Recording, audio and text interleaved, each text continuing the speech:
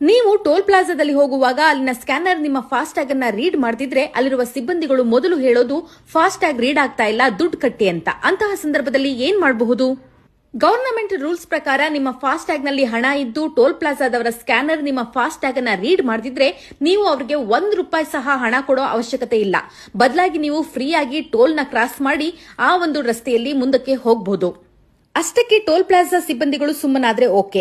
ನೀವು ದುಡ್ಡು ಕಟ್ಟಲೇಬೇಕು ಅಂತ ಅವರೇನಾದ್ರು ಒತ್ತಾಯಿಸಿದ್ರೆ ನೀವು ತಕ್ಷಣ ಟೋಲ್ ಫ್ರೀ ನಂಬರ್ 1033ಗೆ ಕಾಲ್ ಮಾಡಿ ಕಂಪ್ಲೇಂಟ್ ಮಾಡಬಹುದು.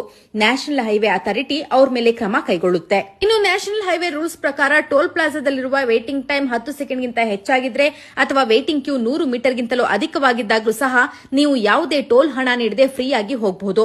ಈ ಬಗ್ಗೆ ಗೊತ್ತಿಲ್ಲದೆ ಸಾಕಷ್ಟು ಜನ ಮೋಸ ಹೋಗ್ತಾ ಇರ್ತಾರೆ. ಪುಸ್ತಕದಲ್ಲಿರುವ ಕ್ರಮಗಳು ಜಾರಿಗೆ ಬರಬೇಕು ಅಂದ್ರೆ ನಾವು ಪ್ರಶ್ನಿಸುವಂತಾಗಬೇಕು. ಟೋಲ್ ರಸ್ತೆಯಲ್ಲಿ ಓಡಾಡುವಂತಹ ನಿಮ್ಮ ಫ್ರೆಂಡ್ಸ್ ಹಾಗೂ ಫ್ಯಾಮಿಲಿ ಮೆಂಬರ್ಸ್ಗೆ ಶೇರ್ ಮಾಡಿ. ಮಾಹಿತಿ ಇಷ್ಟ ಆದ್ರೆ ಲೈಕ್ ಮಾಡಿ.